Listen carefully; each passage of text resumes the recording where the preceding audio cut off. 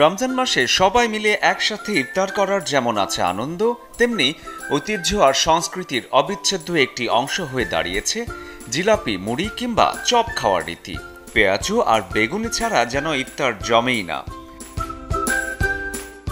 সারাদিন রোজা রাখার পর ক্লান্ত দেহে প্রয়োজন শক্তি আর পুষ্টি, তবে সেদিকে খেয়াল না দিয়ে সবার নজর থাকে তেলে ভাজা পোড়ার দিকেই, যা একেবারেই অনুচিত চিকিৎসকদের মতে।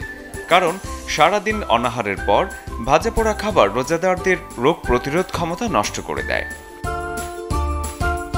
ভাজা পোড়া খাবারে রয়েছে ডায়াবেটিক্স, উচ্চ রক্তচাপ, কিডনি, স্ট্রোক এবং পাকস্থলীর সমস্যা সহ একাধিক রোগের ঝুঁকি।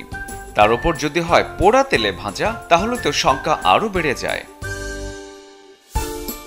ঘরে কিংবা বাইরে ইফতারের সময় ভাজা পোড়া খাওয়ার যে রেওয়াজ তৈরি হয়েছে, তাতে ইফতার করার পরপরই শরীর জুড়ে নেমে আসে রাজ্যের ক্লান্তি। ক্ষুধা মন্দার পাশাপাশি অ্যাসিডিটি সবই ঘটে ইফতারে মুখরোচক খাবার খেলে। বিজ্ঞানের দৃষ্টিতে তো বটেই, যেসব খাবার গ্রহণে রোজাদারদের কষ্ট হয় সেসব এড়িয়ে চলতে ধর্মীয়ভাবেও নিরুৎসাহিত করা হয়। মজার হলেই চলবে না, খেয়াল রাখতে হবে ফিটনেসের দিকেও। শরীফুল হক, চ্যানেল 24।